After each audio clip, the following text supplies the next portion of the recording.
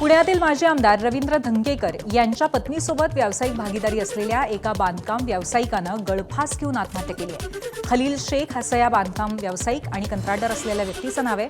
वेगवेगळ्या व्यवहारांमध्ये कर्जबाजारी झाल्यामुळे आत्महत्या करत असल्याचं आत्महत्येपूर्वी तयार केलेल्या व्हिडिओमध्ये खलील शेख यांनी म्हटलंय। पुण्यातील लक्ष्मी रस्त्यावरील वक्फ बोर्डाच्या जमिनीवर बांधकाम प्रकल्प उभारण्यासाठी रवींद्र धंगेकरांच्या पत्नी प्रतिभा धंगेकर यांच्यासह आणखी 4 भागीदारांनी मिळून उत्कर्ष असोसिएट नावाची कंपनी स्थापन केली होती।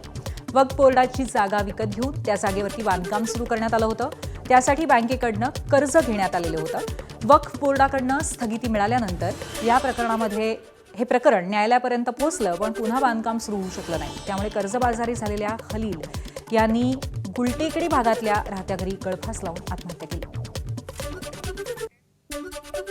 इथले जे अधिकारी होते त्यांनी त्या दिवशी मी एक पत्र दिलं की ही जागा वक्फची आहे आणि ह्या वक्फच्या जागेचं त्याच्यामध्ये संबंध आहे आणि त्याच्यामुळे हा प्रोजेक्ट थांबवा। मग मी त्या अधिकाऱ्याला जाऊन भेटलो आणि अधिकाऱ्याला विचारलं, हे तुम्ही जे करताय ह्याच्यामुळे अनेक लोक आत्महत्या करतील, म्हणजे त्यात माझाही नंबर असेल। त्याला हायकोर्टमधनं आम्हाला क्लीन चिट दिली, म्हणजे आता त्या वक्फ बोर्डचा त्या जागेचा कुठलाही संबंध राहिला नाही।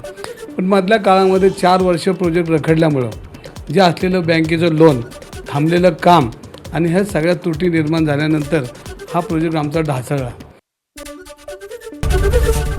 एबीपी माझा, उघडा डोळे बघा नीट।